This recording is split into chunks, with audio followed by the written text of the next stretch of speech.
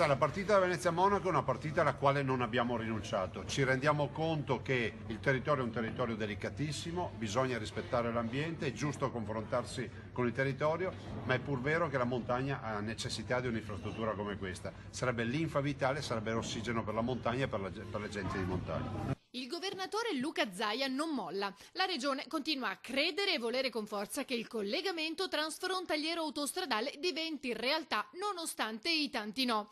L'ha ribadito con forza un'altra volta riferendosi al prolungamento a nord della A27, l'autostrada delle Dolomiti, di cui si parla ormai da tempo.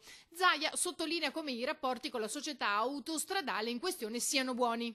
Con questa ANAS si dialoga, si lavora bene, si vedono i risultati e vogliamo anche mettere in cantiere quello che è l'idea mia da sempre, che è quella di creare questa holding non solo del Veneto ma del nord-est rispetto a tutto quello che è mobilità. Del resto abbiamo già un'esperienza assieme che è quella di CAV, un'azienda che funziona, va bene e gli utili vengono reinvestiti direttamente in Veneto.